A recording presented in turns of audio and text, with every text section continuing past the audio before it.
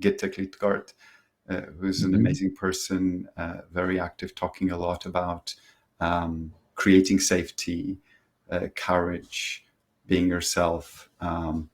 Fantastic coach.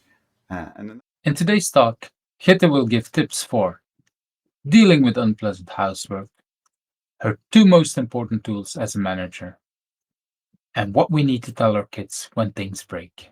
I'm Yves Hanul from Who's Agile. My pronouns are he and him. Welcome to my channel. You see a lot of agilists around me on this screen. If you want to hear me interviewing, please click that subscribe button because these are the people that I've invited so far. If you think I'm missing people, let me know in the comments. And that like button, well, if you liked today's interview, don't forget to click it. I met Gitte in Germany some years ago, I think at an Agile coach camp. And although we've met each other in person multiple times since then, most of our interactions have been online. She's known in the interwebs as Native Wired. During her talks, and she has many talks, but during her talks, for example, about psychological safety, she talks about Yoda and unicorns like they actually know her. So this is one of the wonderful things about Gitte, and I'm really happy to have her with me here. So welcome, Gitte. And I forgot to show the unicorns I wanted to show. That's okay. Thank you for having me. Well, I'm still going to do it. I'm still going to do it. I had these wonderful pictures of you as well. So I really thought this is good to do. Okay, but sometimes we forget about things. Welcome. It happens. That's the thing of doing things live and not wanting to do too much editing. Yeah. So today, the first question I have is for you is, what is something people usually don't know about you but has influenced you in who you are? I found that quite interesting question. Because my first thought was, you just read my Twitter feed because I share most things. But I think there are two things. One is that I lived in Belgium when I was a kid. My first stepdad moved to Belgium and we followed. So we lived there for 3 years, went to French school. And I think that opened my eyes for different cultures and my curiosity about different people. Because we lived near the military headquarters of NATO. And there were people from all nationalities in NATO, of course. That's also where my interest in languages began, because I was going to school in French, I learned English, I had some German friends, I was speaking Danish. So I think that has influenced me in being interested in people and different cultures and the things where we are very alike and the things where we are different. And I still find it's very fascinating today. And I think it helps me when I work together with a lot of different cultures as well. The other part is that I actually, I used to be very, very technical. So my master thesis was in routing protocols for mobile networks. I was part of implementing one of the first ones together with a French research institute and my partner that I wrote my master thesis with. And a lot of people don't think this because most of the things I work with are soft things.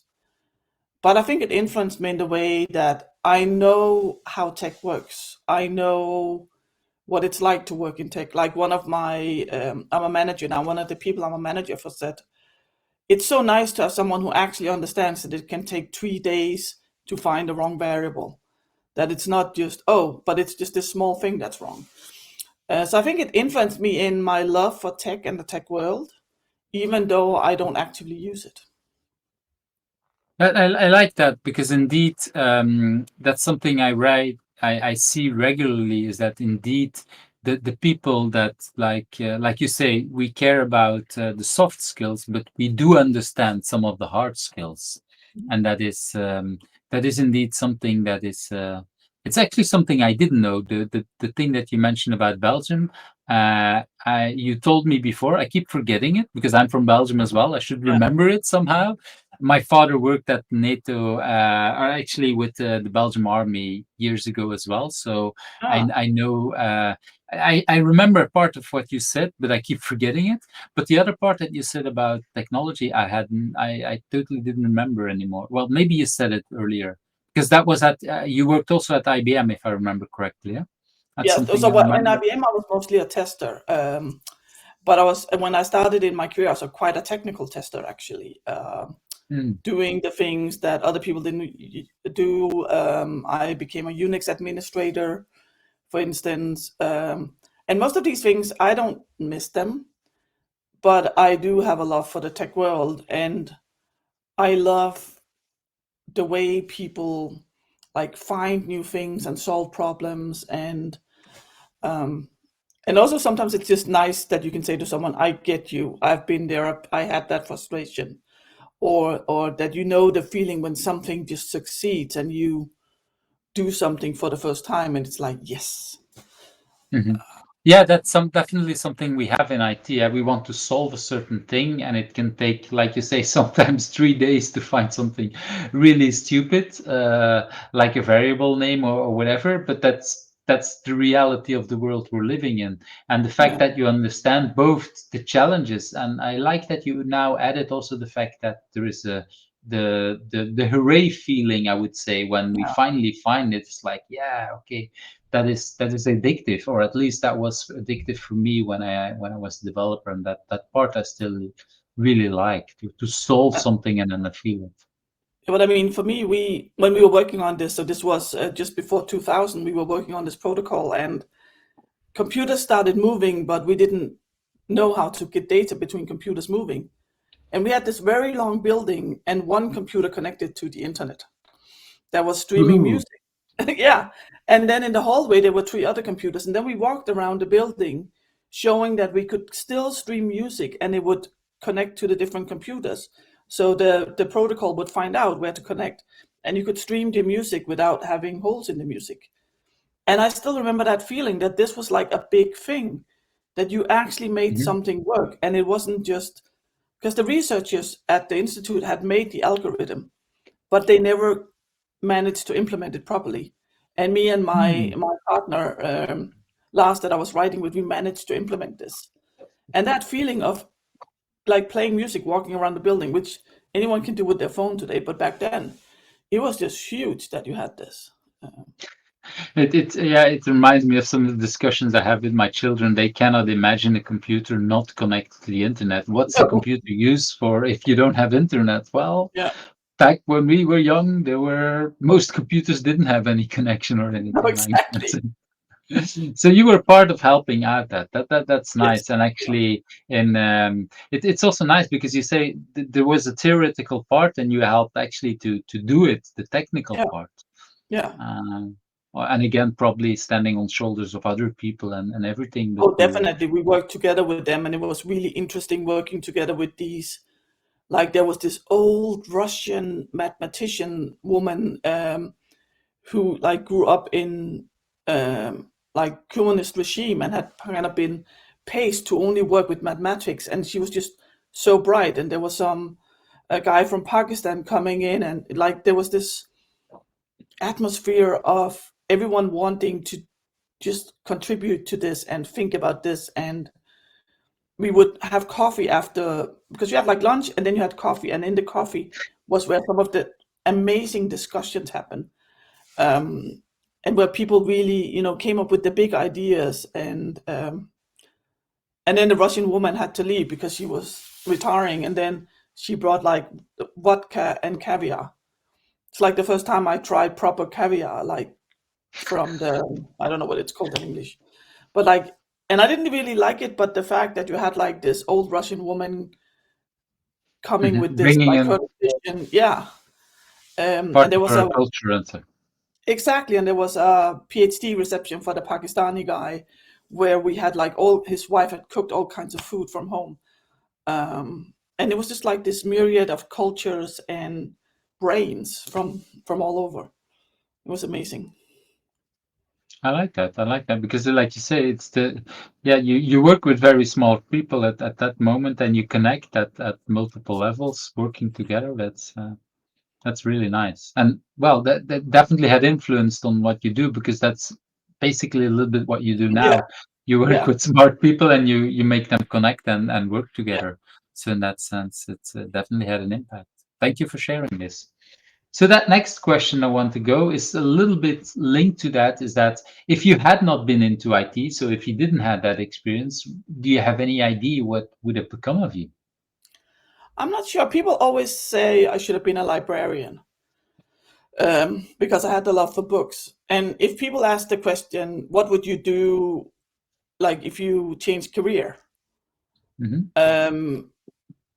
I always say I would like a children's bookstore that has like high quality books, where there's an area where you can actually try out the books, where there's a corner with a big chair, like one of the old English leather chairs with like these, I don't know what it's called, but like, and there would be every day there would be someone reading from books.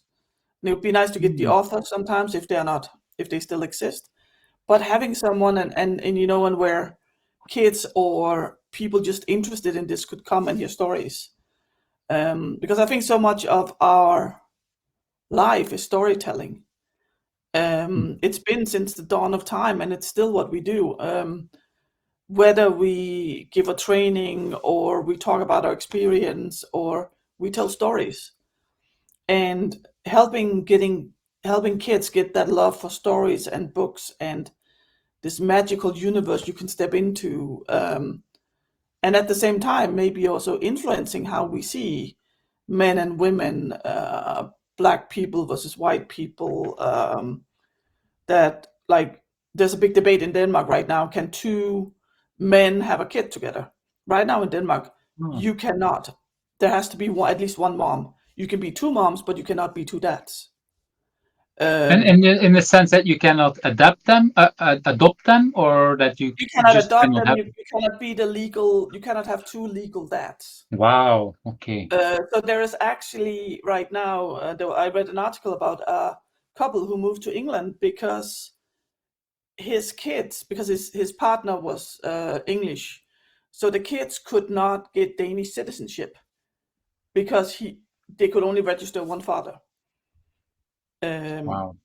And at least we moved to where you can register two moms. But I mean, that's one of the things I love about Stockholm is I see more of this tolerance, and I know it's not all over Sweden, but I mean, if we could normalize these things in children's books, or having like we have a scientist in Denmark, Holger Beck, who is like amazingly intelligent, and he helped write a children's book about physics, like where you explain what's the Big Bang and explain it to kids. Like if we could have books like this and make kids interested in science, or that's what I would like to do. Not having just because it's nice to have, for small kids, to have someone where you can touch an animal. I think that's important for us to learn. But if we can also help getting good books that would engage people, or help them see that there's a whole world out there, and there are so many things that you can do, and that you're okay. I think that's the other part of it. One of the things I've been saving is to see the documentary about what's his name? Now I lost his name. The guy with the neighborhood. It's a lovely day in my neighborhood. He's called Mr. Rogers. Now I just lost his name. But like the reason he kept making all these children's program was because he thought it was important for children to develop emotionally as well as all the other things. And he always said, "I am proud of you."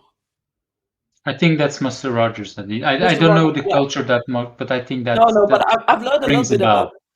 But the fact that if we can bring this to kids, and that, like he also did some of the things, like there was a big debate because he had a black policeman come on the show, and they were talking about it's a warm day, so they took off their socks and put their feet in the same water bucket with cold water, and people were like, "Ooh, black guy."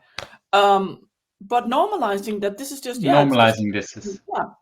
And I think he did a lot of these things, and I think that if I was not in IT, that's what I wanted to work with. I'm not sure that it would pay enough for me to eat every day, but in a perfect world, I would like to help influence our kids into being more who they are and not who we want them to be.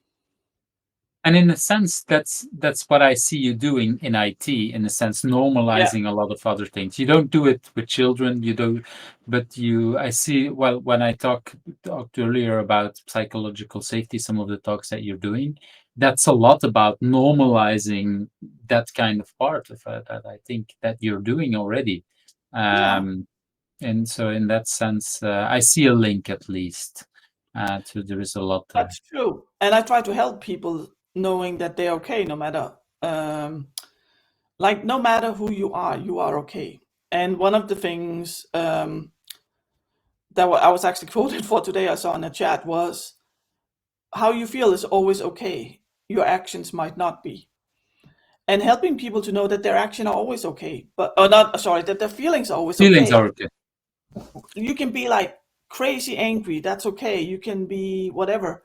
How you act on these things, that is something that cannot be okay. That's the things we can discuss. Because it might not be helpful for you to act in this way, or it might not be acceptable depending on what you do. Like if you're angry at someone, it's not acceptable that you go punch them. Or a yell nice at them. example. Yeah, but that's not acceptable, but it's okay to be angry at people.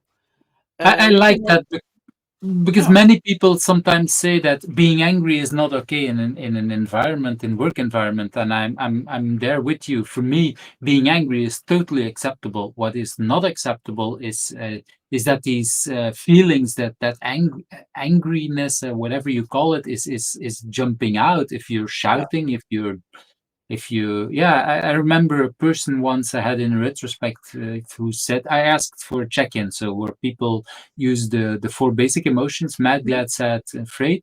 And this person said at the beginning, I'm never mad in my life, so I don't have that, which I didn't believe even at that time.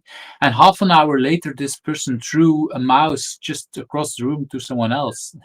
And it's like, and I kind of knew that he was already mad at the beginning, but if he would have been able to express this, like, I'm mad, that probably would not have happened. And if he could have accepted that being mad and being angry is okay, but it's the throwing stuff that's not okay. And I see this sometimes, like companies who have value. We are a positive company, which to some extent is good. It's good to focus on positive things. If we focus on what we appreciate, we become happier. So it's kind of a good circle, but it can also create toxicity. It could be a toxic environment because if you're not allowed to show when you're sad or angry, then you put on a fake smile, and then you might not bring up the problems that we need to solve, or you kind of, you walk around with a smile until the day where you explode because it's just too much. So you become afraid. So being positive, it's, while we kind of want to go there, it's not always good. And if you do get frustrated about something, I think it's wrong to kind of expect of people to just go, yeah, that's nice, because then we're going to spend a lot of energy putting on a facade to pretend that we fit into this environment, and then we stop talking about things, and then small things become big things. And I think and also, the emotions get flat. You cannot be, even if it would be always high, that still is flat. I like to have lows and tops. Well, I don't like the lows, but I cannot have the highs without the lows, because I think otherwise you appreciate them more as well. And I think there's a reason. I mean, like one of my favorite books is 5 Dysfunctions of a Team, and like the second is avoidance of conflict. And some people think, oh, that means that they don't have big fights. But conflicts can be small. I mean, you and I can have a discussion about something where we just disagree on how to do something. That's also a conflict. And if we don't take all the small conflicts, then they explode at some point. And if we can't show our emotions and we don't want to hurt someone, then maybe we don't take those discussions and those conflicts. So I think that having the whole spectrum of emotions that we have is okay. And yes, sometimes we make mistakes and we yell at someone, but then it's also about owning up to that and going up to them next day and going, hey, I'm sorry for what I did yesterday. That was not okay. But I do also insist, well, for myself at least, if I still think I was right, I will not apologize for what I said, but how I said it. As an example, once I was in a group about getting more women in IT, the classical, and we were talking about some campaigns that have been in Denmark. And me and the other woman said that we found these campaigns to not attract us at all. We found them actually a little bit dumbing. And then what he meant to say was, since the both of you studied computer science, you are not our target group. What came out of his mouth was, since the two of you are not real women, or something like that. And I just exploded. I talked for 10 minutes. Everyone else was quiet. And then the guy who ran the meeting said, I think we need a break. And on the Monday, I wrote to this guy and I said, I'm sorry for the way I talked to you. I still think you're wrong for saying that, but I should have told you in a nicer way. Because I still own that I believe that what he said was patronizing and shows one of the problems of being a woman in IT is that sometimes we are seen as not real women because we like tech. It's very strange to hear that kind of remarks, even as a man. Yeah. Especially if you're in a meeting to talk about getting more women in. If you then say, well, the women who get in are not real women, you're part of the problem. Exactly. It's interesting, but I like the way you phrase it. Is that yes, you can still stand behind the message, but not about the way you said something, or indeed when you get it. And I think that is really important. It's we're allowed to have these feelings, we're allowed to have these things, but we should find ways to announce them or to talk about them. If we can have if we can have a decent conversation about being mad, that's fine. Of course, that's really hard. We don't always succeed. And I think that's fine as well. I had a conversation years ago with a friend of mine. I was doing therapy training, so I was learning about therapy. And there was a woman there who, what I've learned over the years is that she had kind of perfect parents. So they never made these kind of mistakes. They were always, when they were mad, they were just talking about it. They were never shouting and everything.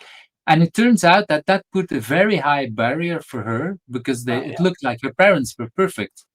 And I realized later, if that kind of parenting, because that's what you want to do as a parent, you want to be the best parent, you want to be the perfect parent. But if that gives some kind of boundary, that because of that, she felt really, I don't know, she had such good examples that it actually became a bad example because she was so afraid of doing a lot of things. And then I realized that, okay, so then maybe it's okay to screw up as a parent from time to time.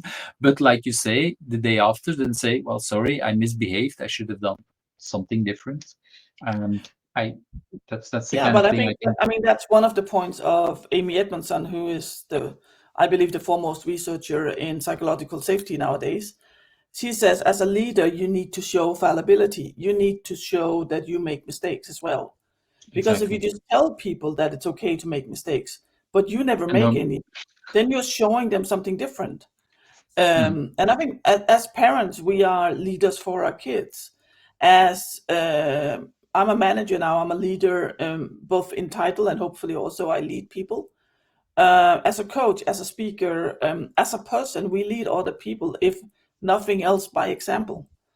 And the older you get, for instance, the more seniority you get. And one of the things that I found really well with a lot of senior developers by age as well is that they talk about their mistakes very openly and very deliberately to show younger developers, but that's how it is. Yes, I messed up. I forgot to set this variable before I committed, or I should have asked about this. So showing that it's okay to make mistakes, because role modeling is a lot of the way we learn.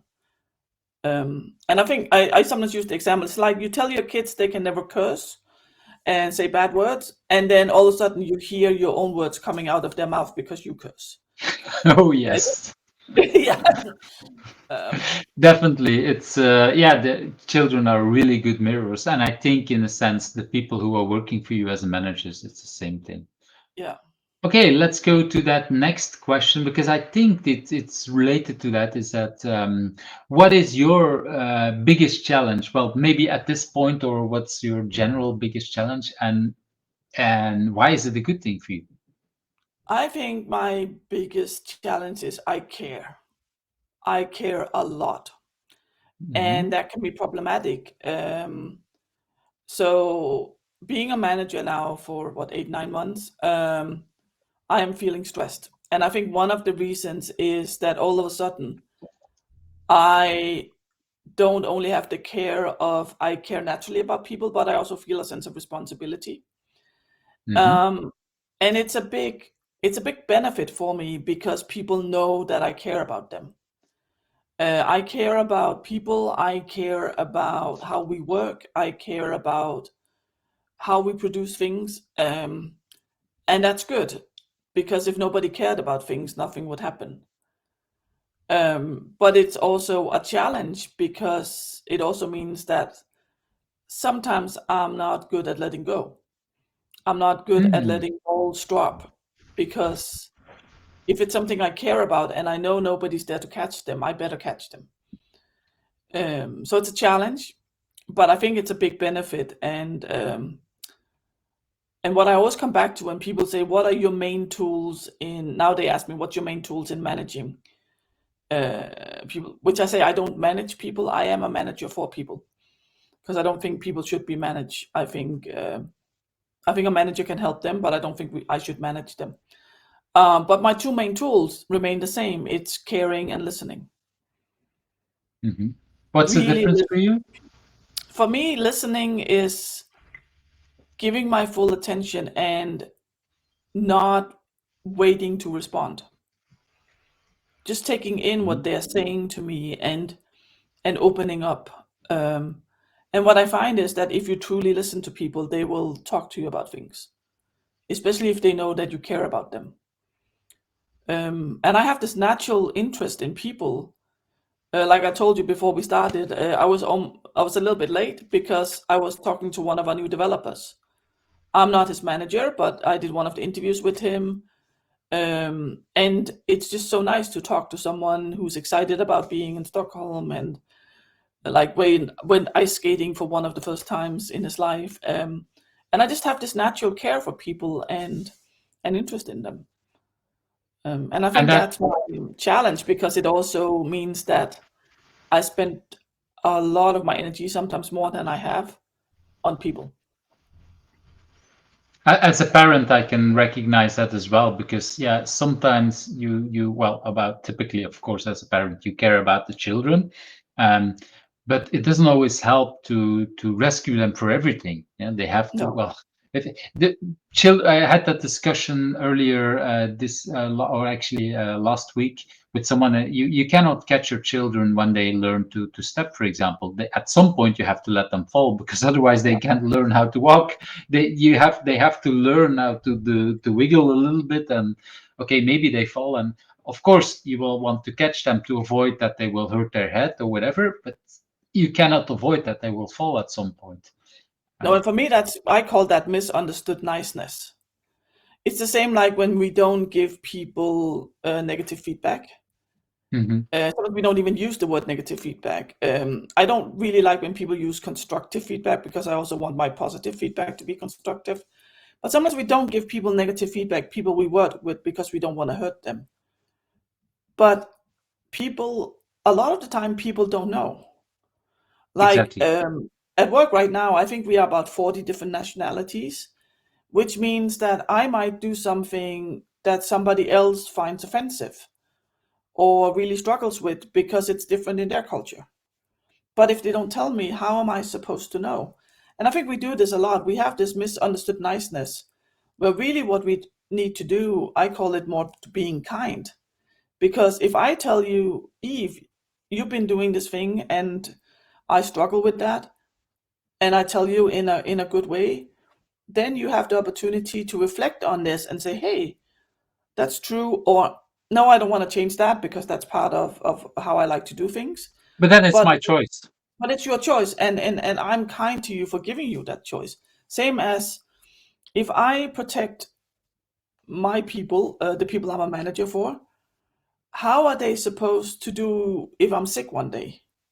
How are Mhm. they supposed to step up and take responsibility as we want in agile teams? We want people to take responsibility and come in with their own ideas. If they know someone is always there to save them, Mhm. they are not going to step up and do things themselves. And it's the same But with if you kids. care, it's sometimes hard. Huh? I mean, It is sometimes hard. it's Yeah.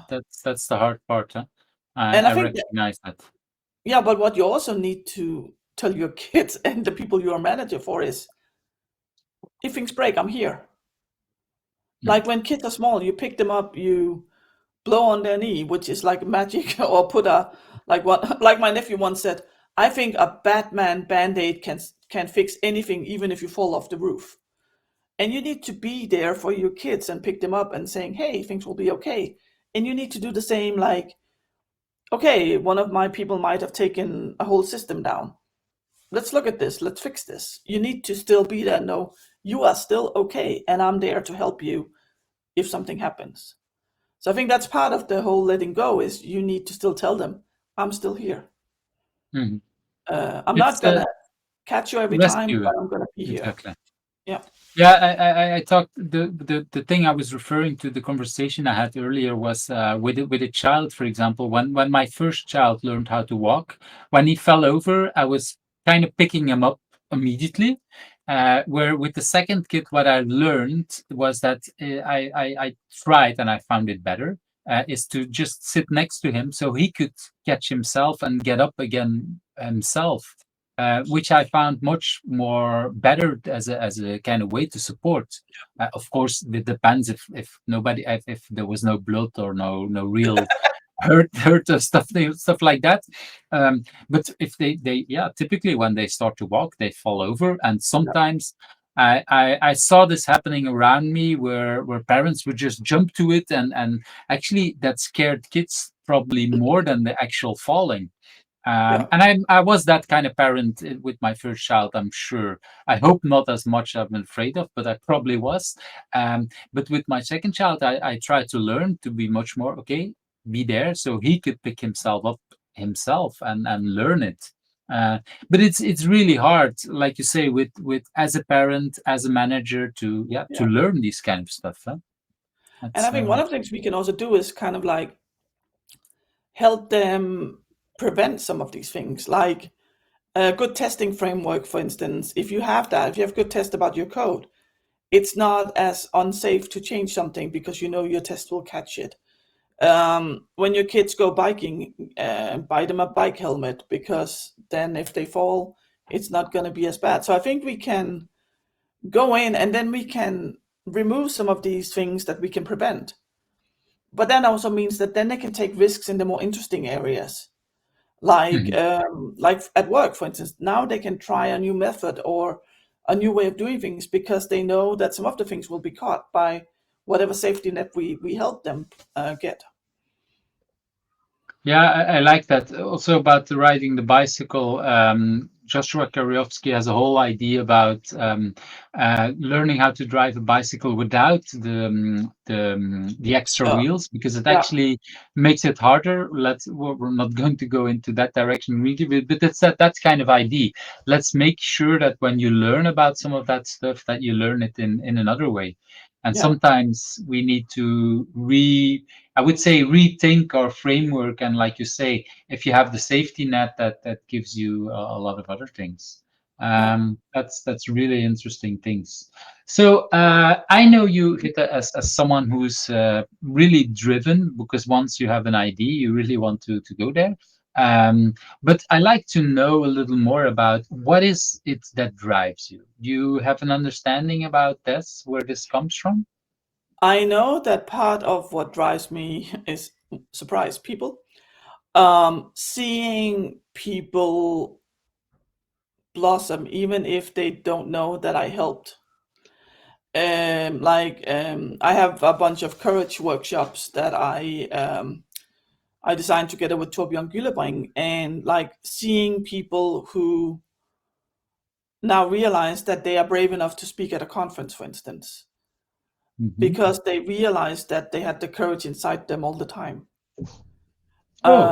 Or saying no to things where they didn't say no before, or stepping up and taking a task that they would not. For me, that's what drives me, seeing people grow and seeing them growing into not just being better at coding or whatever they're doing, but also being better at being them, being themselves. That's a nice way of putting that. Being better at them. That's a really nice phrase. And I think that drives me, because I spent almost 40 years of my life trying to be who I was supposed to be. But it wasn't really me. And like now my hair is not that dark, but sometimes people go like, why do you have blue hair? I'm kind of like, because I like it. And it feels very natural to me. And I know that's a little bit strange, but also like I'm wearing a Cookie Monster hoodie because someone put up a joke about Cookie Monster in the work chat this morning, where actually every time we sign, can I have about cookies, the Cookie Monster is at the other end and saying, yes, I can have all your cookies. And that inspired you to wear this. Inspired me to put on my hoodie here. And I think that when I see people, because it was such a difference for me realizing that I was okay and that I could be part of that. And you were part of that journey. We met at ALE in Berlin in 2011. That's the first time we met. And that journey started, this was in September, my journey with that started in June. And meeting all these people who cared about things that I did, that when I talked about making the world better, they didn't laugh at me. They asked, oh, interesting, which part of it? And what do you want to work with? Instead of going, you're such a hippie or something like that, or don't be a fool. And I want to help people get to a point where if they have an idea, they're not afraid to speak out. And maybe it's a stupid idea, but I want them to still think about these things, be able to say them. I want them to, go to work. Like one of the things I succeeded at work is to put mental health more on the table as something it's okay to talk about. The company has been doing a lot of things, but I created a mental health channel in our Slack and started by saying, hey, and sometimes it's nice to talk about these things, and it's not very active, but the fact that you can go in there and go like, I have winter depressions, which are the best therapy lamps, or does anyone know a good therapist, or today I'm feeling down. Someone also wrote like, I am going to try and take more walks. So somebody wants to join me, I'm going to walk every day at 12. So we talk about bad things and good things, and that's stuff that drives me. When I see someone, my boss had bad conscience because he forgot my 50th birthday on the day. So he then asked people, send out to everyone except me, of course, would you like to write a message for Gitte's birthday? And then more than 100 messages came in within a day, and my friend Lena laminated them all for me, cut them out and laminated them. And one of them says, thank you for putting mental health out in the open. It makes me feel safer to go to work every day. Wow, that's very nice talk. That's what drives me, is that even if that was the only person, I made one person feel safer about going to work. That's what drives me, is having someone, like when I did my talk about stress and depression in Budapest some years ago, I got emails from 2 people independently, like 6 months later, I quit my job because I realized, because of you, my mental health is more important than being at a prestigious company. That's what drives me, is having these things where I help people see the potential that they have. And I like it because you give examples that are very broad in different kind of directions. What I also hear is that you say it drives you, but in some points you give examples when people tell it to you, so it's they Yeah. recognize it. But you also started out by saying that they don't always need to realize it themselves. So when No. you see that they grow, but they don't know that you did it, that's also fine for you, eh? And that's Yeah, it's fine. I don't need them. I mean, it's super nice having people come to me, and like I cherish all the messages I have. It's so nice to know that I changed something, because sometimes the problem with a lot of things, I think also you do, is we plant seeds and then maybe in 10 years they will react on it. Mhm. But when I see people and I know they did this, but I played a little role in helping them see that they could do this. Yeah, that Um, I and then recognize that. you know that. Yeah, Uh, as a coach, it's like you say, it's nice when people recognize it, but even if they don't, we kind of know our little part of it. And like yeah, you say, it could be just a trigger, and that trigger might have been important. Maybe it could have been someone else, but we at least know that okay, something changed there. I yeah, recognize a lot of what you say there, so that I understand that. And yeah, we didn't talk about this before, but I definitely see a lot of that in what you do. That gives you the energy yeah, in many things. yeah. We reckon well. We talked before on other things. What gives me energy, for example, and for me, a lot of the things that I'm doing giving me energy, and I see a lot of your energy is coming indeed from the people that you're helping, and that gives you a drive. So It that's is. nice. It is. That's nice to hear that. So when you talk about all these things, these are now smaller and bigger ones. If you would have to put out one thing, what you consider your biggest achievement, maybe today, maybe in the world, whatever, is there anything that you would say, "Oh, I'm really proud of this"? Well, I was thinking about bringing mental health in and talking openly about it, but I realized that one thing that really stuck with me was I worked with an agile coach once that was from India. Hmm. And in the first we were working together with a team. In the first retrospective, I asked him to drive it because I was not used to working remotely. And he came up to me later and he said something like, I was so proud that a senior coach asked me to run this. And I didn't even consider that, because for me, it's like, I haven't done remote. He has done remote. Of course, he should run it. And when we parted a few years later, stopped collaborating, he said to me, you changed me from being a nobody to being a somebody. Wow, that's big And words to hear. yeah, and of course he changed it. But the fact that my respect and involvement helped him see that he was a somebody, that I think is my biggest achievement, when I can see people being a somebody, knowing that they're a somebody, because they are a somebody. They're not a nobody, they are a somebody. But that they I, actually I, realize. and what you say, the way it sounds to me, is that you saw it before he saw it, or Oh that yes, yeah, person saw yeah, it. of course. I was like, I saw all the good things he could do. But for him, and I mean, part of it is also the way Indians have been treated in Denmark is very much as cheap labor. So it's like, Hmm. yeah, we need someone cheap, so we're just going to use the Indians, which means that, and yes, they are cheaper, but that doesn't mean they don't have skills. And I think that's the problem, is that you kind of see them as unskilled labor, but they are not. And I mean, he worked remotely before I hardly knew this existed almost. That's not true, but yeah. So why wouldn't I use its expertise? He knew about Indian culture, which I didn't. I never worked with Indians before, so of course I used his expertise. When we talked about the part of the team that was in India, for me this was just natural. He knew more about these things than I did. So, and I knew more about, like, for instance, parts of a retrospective. So together we knew everything, so to say. And I think that's part of why I love being in teams and stuff, is together we know everything. Well, at least you know more together. You might Yeah, not know yeah, everything, but at least you know more than just one of you, yeah, even than the smartest thing. yeah, The hard part in teams is to bring out all that knowledge, because sometimes we focus on the person that talks most, or the yeah. so-called smartest person, or whatever, and then we actually know less than one person. But yeah, I like the way you phrase these kind of things, because that person knew, like you say, the remote work that you didn't.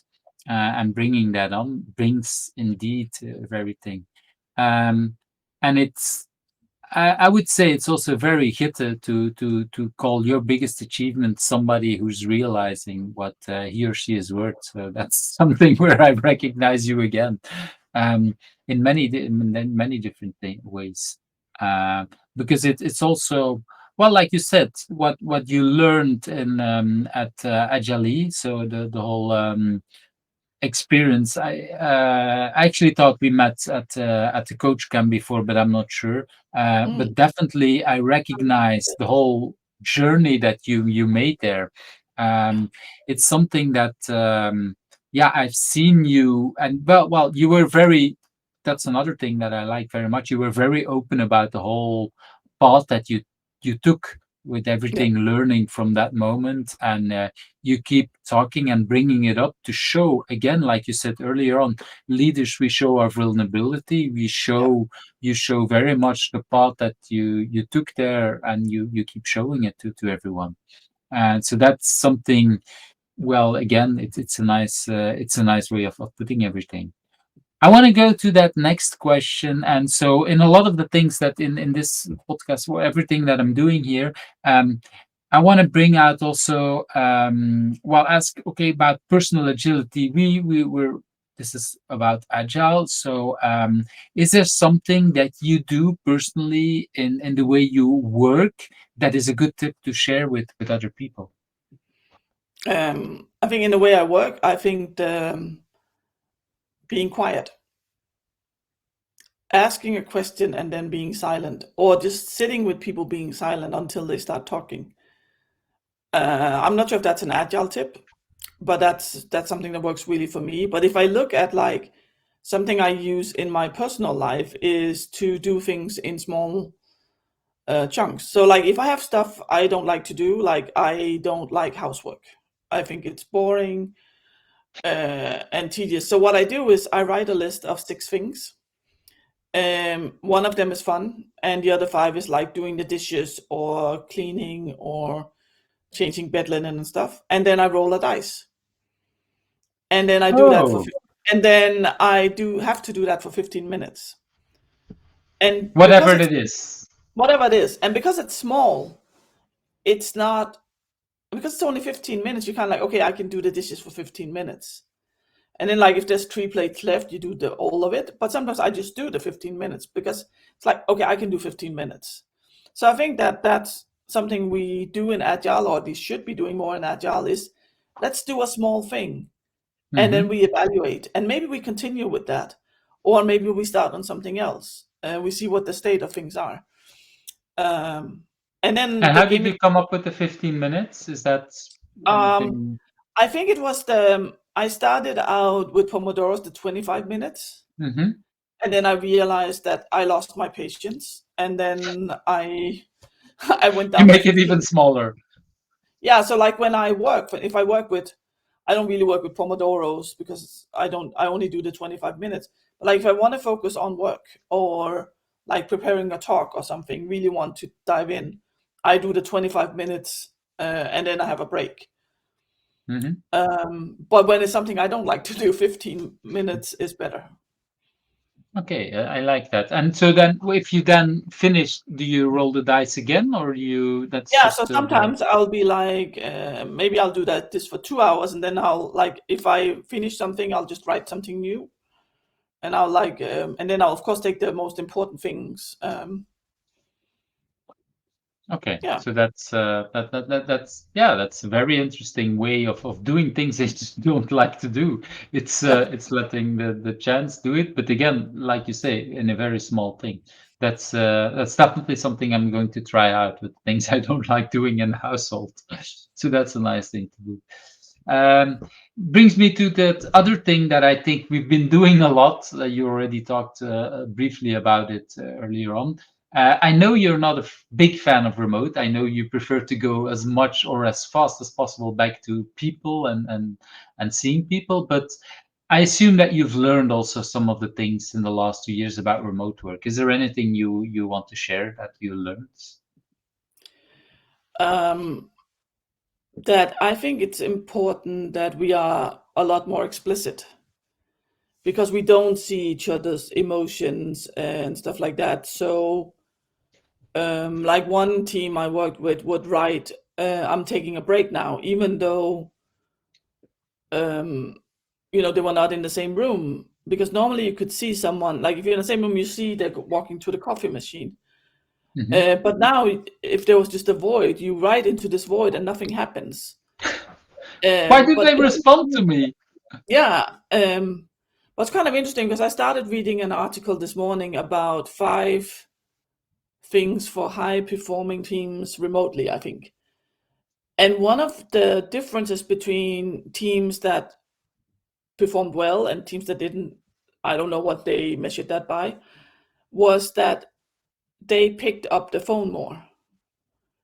And whether it's phone or a call, but they actually called each other more. Because that's one of the things I see in that the problems with remote is that there's a threshold where if you're sitting in a room, you just turn and you talk to someone. And if you need to do that when you are remote, if you're not pairing or something, you need to type in Slack or call someone. And then all of a sudden it becomes a big thing. So what this research showed was that the ones who did the best were actually the ones who talked to each other. And talk with voice, you mean? With voice, yeah. Okay. And I found that very interesting, is that we still need this. And another part was remember to do social stuff. I think I did that a little bit in the beginning, but then I got so fed up with being in front of the screen all day. So I worked with a client where I never met them, where it was just meetings all day. And like somebody asked, do you want to have a cup of coffee tonight over Zoom? I would be like, no, I don't want to look at a screen. Not anymore. No, but I think that's, I still think that's very helpful, because I think that part of it is, first of all, we are social creatures. And we need that connection with people. But the other part is that that's also sometimes where the serendipity happens. And I think that's one of the things I miss the most about not being in the office, is the serendipity, where you hear someone talk about something, you go like, oh, our team worked on that, or you stand at the coffee machine and like, what are you working on now? Or at lunch, you sit next to someone and you go like, oh. So like, for instance, I have one of the people I'm manager for who didn't file his expenses properly last year. And 2 weeks ago, when I was sitting in the kitchen area, I noticed someone ask one of our accountants about the same question. So now I know that I can just ask her, because she knows how to solve it. Okay. And I would probably still go to her because she's the accountant I have the best connection with. But that thing is what I miss. And I think some of this can appear in a social environment if we also create these. I know at work, for instance, that they have been playing board games every Friday. And then during Corona, they've been playing it online. Yeah, it like you say, we need to create these kind of things. I know that I've been telling people, for example, if you have a chat system like Slack or Teams or whatever, that it's good to have multiple channels. So a working out loud channel, like what you say, where people say, okay, I arrived, I take a larger break. Maybe you don't need to tell if you're going for coffee, but if you're going to a shop, then probably you want to tell that. You need to find a little bit what's the granularity about what you share. You probably don't want to know every time you go to the toilet, but okay, there are things that you want to share or not. So that kind of thing, but also a fun channel per team, where you can share pictures, lovely things, whatever. Again, and people can subscribe to these kind of channels or not. Like you say, the mental health channel, people might, this is something probably over teams, but it could be a special one in a team or whatever. It's that kind of multiple channels where people can talk about in different kind of ways. That's the kind of thing. So like at work, we have one that's called water cooler, where like one of the things I do is I usually share a joke or a meme every morning. I am actually known for my dad jokes at work. Even though I don't like calling them dad jokes, but I guess that's what they are. So every morning I post something, almost every morning, and interesting enough, I did not think about this as anything else but fun until someone came up to me and went like, "Oh, because you do this, I think I'll try posting something tomorrow." But we also have channels like for climbing, for running, for weightlifting, for photo. We just started a new channel today, I saw, called karaoke.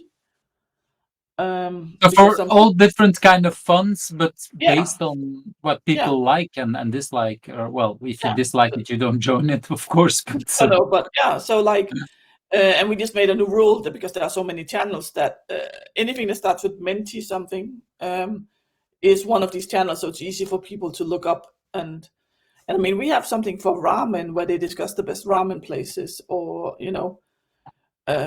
all sorts of channels where people can do these more social things. And what I like about when you say these channels, it's also in a more asynchronously way, where Yeah, the thing that you talked about before these meetings, if you have a coffee, it needs to be at that specific yeah, time. Um, where remote, it gives you a little more freedom, and I think we need both. Like yeah, you say, if you go to the water cooler, it's at that moment, but sometimes remote water cooler can have you look at different kind of things. So that's really nice way of showing it. So thank you, because that's yeah, I think even if I like as much as you, I think to go back to the office, we're probably not always going back to the office. Well, in Belgium, not soon at least. Yeah, again, it's probably going to stay remote at some level for some people. So yeah. that's nice. I want to go to one of my other favorite questions, and you already talked about being a librarian. So, what's the last book, or maybe not the last book, but a book you want to share, talk about? Yeah, so the last books that I've read have all been short stories by Gitte Mhm. Klitgaard. At the moment, I'm reading about Hercule Poirot, very famous Belgian detective. Yes, Um, Belgium. Yoo-hoo! yes, um, and he gets very annoyed when people think he's French. So Agatha Christie was my first love in grown-up books, her detective stories. And because my head is so full of things, it's nice to just read a short story where you know that Hercule Poirot or Miss Marple is going to solve everything. So this is the kind of book you're Yes, talking about, huh? exactly. Yeah. So I have, I think it might actually be that one that it is. That's the one I'm reading right now. But you're not Where, reading it in English, huh? Did I understand that no, I'm reading correctly? it in Danish. But other than that, one of the books that I've been looking into again is The Nature of Software Development by Ron Jeffries, because it has really, really good points. First of all, it has really good points about how does software work, what is the nature of it. But it's written in a way also that it's very easy to read. Like each chapter or section is one or two, maybe 2 pages. And then there are a lot of questions at the end, like what is preventing you from doing this now, or what's the next step you can take, things that make you reflect Oh, a bit. nice. And funny enough, we just bought a bunch of copies for work for the developers. And when I tweeted about that, several people, I think Diana Larson, who wrote to me, I actually used this book for managers and executives because it explains Mm. it really well. And I'm kind of like, oh, that's interesting. So now I'm going to buy more and start spreading them out more in the organization so that they know more about these things. And interesting enough, some of the developers we have who've been there a while go like, whoa, you can do 2-week iterations. Because they've never heard about this before, which surprised me, but cool that they see inspiration as this book. And the first I 9 like copies, it because yeah, what I like that you mentioned both audiences, I would say. Yeah, Interestingly enough, I remember Ron when he started tweeting about writing the book. It was on my list, but I completely forgot about it. And partially because indeed I thought it was mostly a book for developers. And at that time, I was not so much reading development books anymore, which actually started reading recently years much more. But I completely forgot about that book. So thank you very much. But I also like the fact that you're the first in the whole series that I'm interviewing that was not talking about an agile book, which I found interesting as well, because it's not because I'm asking about a book. It should by default be yeah, nonfiction and work related. Again, I'm not surprised that you're the first one to do that, because you bring sometimes a surprising part in it, but I like it as well. Um, I was a huge fan of Agatha Christie when I think I was 12 or something like that. yeah, There is a year that I read a lot of books, and I think I kind of devoured all the Agatha Christie's we had in our house. And devour was kind of literally, I sometimes tear off pieces of paper, which is another part of it. But I really like you say, she's um, she's asking people to solve what Miss Marple or Hercule Poirot solved. Sometimes it triggered my thinking in the world as well. I think yeah. it's interesting. Of course, I never saw, or not never, but I usually didn't see how it was solved until the very last few pages. But it triggered a way of thinking about the world. Yeah, and That's it's an very interesting interesting one. because there's a what I really like about, so that was the first one. My true love in crime is still Sherlock Holmes. Hmm. I keep going back to that, and but also I remember reading Ellery Queen books, which I don't think a lot of people read anymore. My mom had them, and it was actually interesting. And some of them you would go like, then there would be a page that was blank, and you turn the next page, and it says, "Now you know as much as we do who's the killer," which was really annoying because I could never figure it out. Um, but it was very interesting, kind of like how you look at things from different angles. And while we sometimes talk about Hastings as just being Hercule Poirot's sidekick, he does trigger some things in Hercule that makes him solve the problems. Just as Watson, without Watson, Sherlock wouldn't have functioned the same way. He wouldn't have been able to do the things he did if he didn't have Watson. So I think it also shows that it's not always about being the smart one who knows all the things. Yeah, I like that you bring that up, because indeed, when I originally read these books, it was kind sometimes annoyed with Hastings, or like you say, with Watson being and but you're right. This is about the pair. It's not about one of these persons being the smart guy. No, it's about using the serendipity that you talked about before. Pierrot used Hastings in that kind of ways of asking Yeah, these stupid questions that kind of pop up. He didn't want to look it like he always wanted to show off as being smart. I think he yeah, didn't want to tell that you triggered that, but definitely there is a part in there. So that's and and it's a little bit like what you said with the Scrum Master you worked before. Like, okay, that person has that knowledge about remote work, and that I learn from that. yeah, Even though that person might think you're the smart person, and it's not even important if you're smarter or he's or she's smarter. That's not really important. It's the team that makes the result in the end. yeah. That brings me actually going to that, for me, the most important question, or the most interesting question, is that is there a question that do you think I should ask you? And of course, what's the answer then? Well, it's kind of funny because I actually talked to one of my colleagues about this today, and I'm kind of like, what question should I ask? And he's like, you should ask the question that you have been asking the candidates for our VP of engineering. So we are hiring one at the moment. And a question that I've asked all of them is, what is the worst thing about working with you? Wow, that's Um, very profound question and a and hard one and to answer in an interview. It is. Well, it's not like they have like the official interviews and then we talk with them afterwards. But I think it's essential because we will be working really, really closely together. Mm-hmm.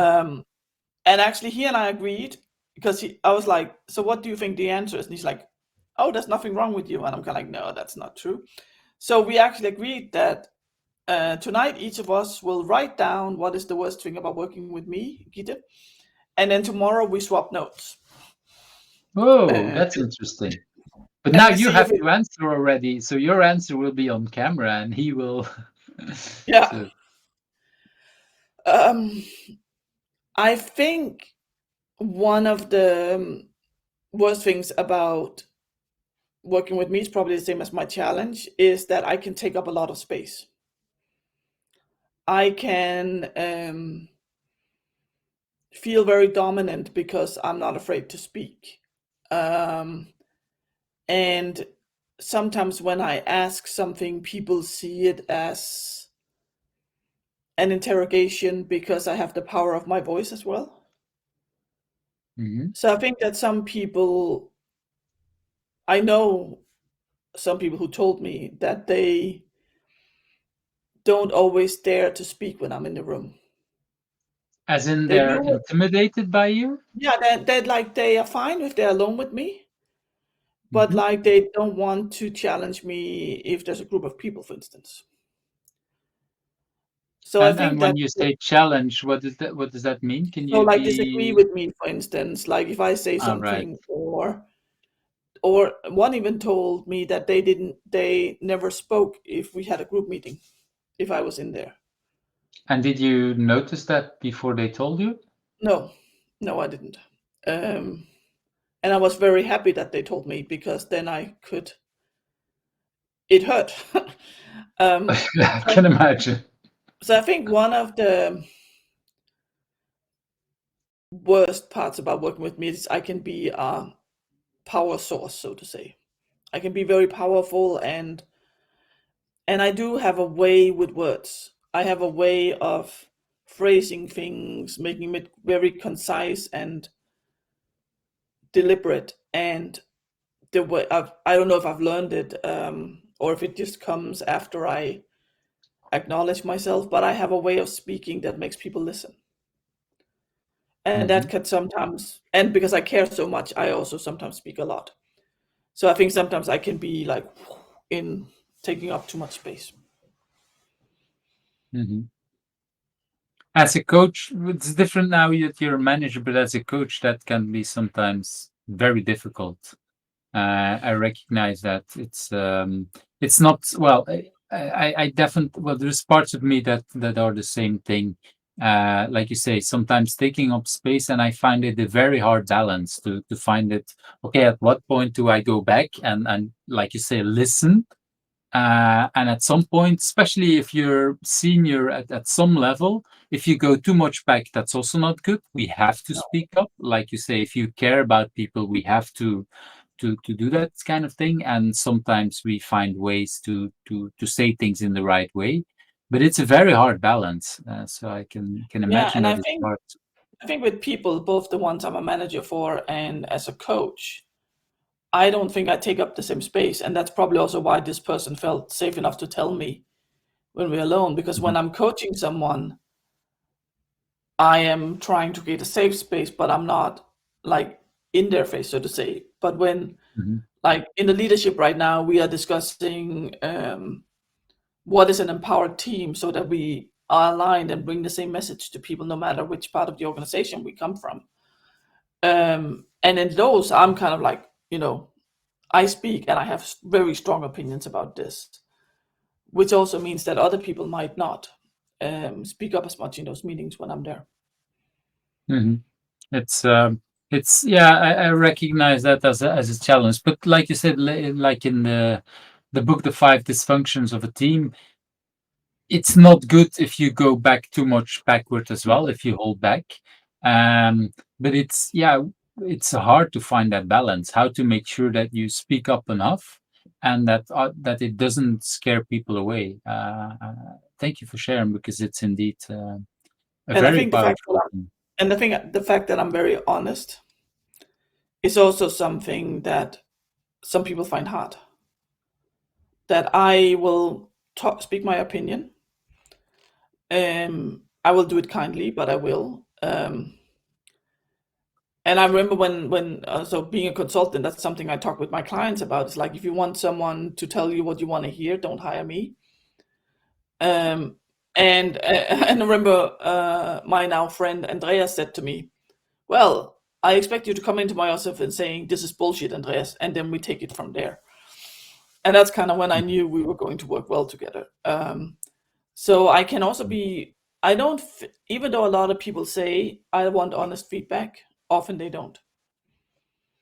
They usually, a lot of people that want that are not used to, and in the beginning when they get feedback, it's like, yeah, it's hard to deal with that, to learn to work with it. Huh? Yeah. Feedback is hard to. As much as I love feedback, the very first times that I get feedback around anything, it's like, whoa, okay, thank you, but at the same time, like, this hurts. Well, the best feedback, if it's feedback, learning about some of that stuff, it's hard. It's like you say, you want it, and at the same time it's like, okay, it shakes me. And I think sometimes we forget that it's also a skill to receive feedback. We talk about how do you give feedback, but it's also a skill to receive it. And I think that's something we sometimes forget. So when I talk about feedback, or when I have trainings on feedback, it's also very much about that other person took the time to share something with you. So say thank you, no matter if you agree or not. That you don't have to react to it right away. It's okay to say, I'll get back to you. And that it might not be right. I remember doing a talk with Lillian once where we got feedback that our slides were too shallow and that our slides were amazing because there were no words on them. You can't make everyone happy, so you need to relate to feedback as well. But I think that we forget that you need to learn how to receive feedback as well as giving it. I remember as a coach, I sometimes give feedback in maybe something very positive, and then people just kind of throw it away. So it's nothing. It's like, wait a minute. It's just my work. Yeah, some things like that. And for me, as a coach, or as just a human being, it's like, I just gave you some wonderful words that were true for me, and so you just throw it away as it's nothing, like that. Yeah, why would I give you feedback, positive or negative? You just throw it away. That it doesn't feel, like you say, I gave you some energy and some thoughts about doing something. And usually when we have that kind of conversation, it brings up a lot of things. But it's really important indeed, like you say. I didn't think about it as receiving feedback as a skill, but when you put it that way, it's yeah, I can definitely see that we haven't learned it. Well, many people haven't learned to receive feedback and to do that, to work with that. So that's indeed a very important thing to work with. I mean, I trained for years about how to take positive feedback, because I would do the same. I would be like, no, it's nothing, or I just did this. It took me years to learn how to appreciate getting good feedback. I can imagine. It's for many people, it's a lot hard. I think it took me some years as well, both positive and negative feedback. It's but I like to say, it's important to sometimes say, let me get back to you, to just, I don't know, understand the feedback, swallow it, find out which part I agree, which part I disagree. Maybe later come back and ask some more questions about, could you say me some more about it? And maybe say, not now, but give me more at a later moment, because maybe I'm just in the wrong mood to receive feedback, because that's another part of receiving feedback, is that I have to be, well, mood is maybe the wrong word, but I have to be in the right space. I have to have the right energy before I can connect to some of the feedback that I'm getting. It's that's really good advice, I think. Brings me to that basically last question about, who do you think I should ask next? So, well, we talked a little bit briefly before about it. So I know you have some names. Yeah, I do. So I wrote down 3 names. The first one is Faisal Yusuf. Okay. She works in Pakistan. She's been Mhm. working very much with empowering young women in IT. She's a very tiny woman with a lot of energy, very caring with a good sense of humor, and I think she makes a dent in the world with all the work that she does. Great. That's Um, great to I hear. was But lucky enough to meet her at Agile Testing Days one year, and she's just amazing.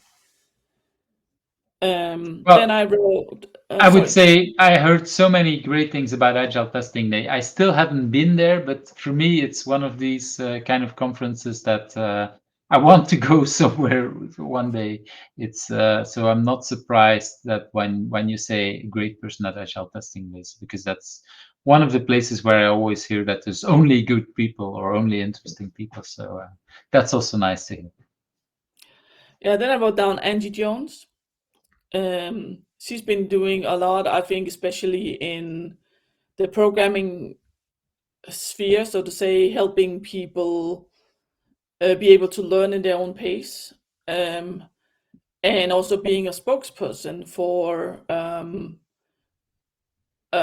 being a strong Black young woman. And also, well, for me, she's the link between both testing and development. She's doing a Yeah, lot of things there as well, and being a very big advocate for, well, I would say for women in general, but Black women even more. yeah, and I think that also the fact that it's not because she's a Black woman, but it's because of who she is, and she just happens to be a Black woman. Mhm. So it's not like I forgot what it's called, affirmative action. I think it's called in the US. So it's not like doing her a favor because she's from a minority, but again, she's a power source of That's the right things word to talk and about, Angie. ideas. And I don't even know. I mean, maybe it's because she's so young that she has all this energy. I don't know how she does all these things. And again, she's kind. She has a good sense of humor. Um, and she really thinks about things as well. So I think she would be really good to also interview. Thank you. Yeah, that's it's one of the people that I look up to, like you say, many things she did in the community in general.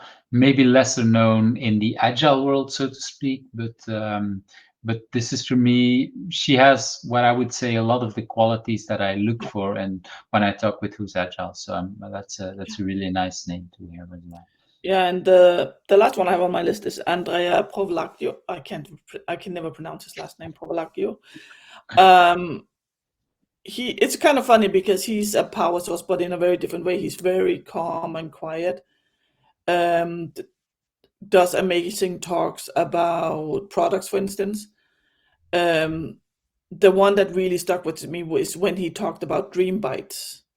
About sometimes we Mhm. look at a backlog about of producing things for there's these 5 features we need to do, but we also need to have those dream bites. Somebody actually had a dream that you can sit on something. He used the example of a chair. These things Mhm. would not happen if we did not dream them. Right, We right. would not be having this conversation if people did not dream of connecting by video across big distances. There's all Right. these dreams, and we need to have dream bites in our backlogs and not just creating these features. Mhm. And I that think really, we I think we met Andrea also in one of the ALE. I'm yeah, not sure where I met him first, but yeah, he's also one of these people that, like you say, when you meet, yeah, I like the way you phrase it in the beginning. It's he's completely different as Angie, but at the yeah, same time, you know when you met him. That's yeah. the kind of thing that I like too much. So thank you very much for the whole. We've been talking for way over an hour. We've been recording 1 hour and almost 20 minutes now. If people want to find out more about you, where should they go to? Native Wired. I am Native Wired on Twitter, and I have my own webpage as well. So go there, search me out, find me on LinkedIn as well. But Twitter is probably the place where I'm most active. Come have a conversation, because like I said so many times, I'm so interested in people. And I find that no matter who you are, you have a story that I would like to hear. That's definitely a nice way to talk about yourself, because indeed, you've been sharing it the whole hour, but I recognize that as well. You have a general interest in people, and it's always, well, the interesting conversations we had, both on Twitter public or in private, is always about, indeed, like you say, interested in learning more about people in well, and I would say sometimes challenge each other in both directions. So Yeah. it was again a big pleasure to meet you. It's both sad and good that we can do it online. Yeah. Good because we can record it, Yeah. sad because we can't hug and talk.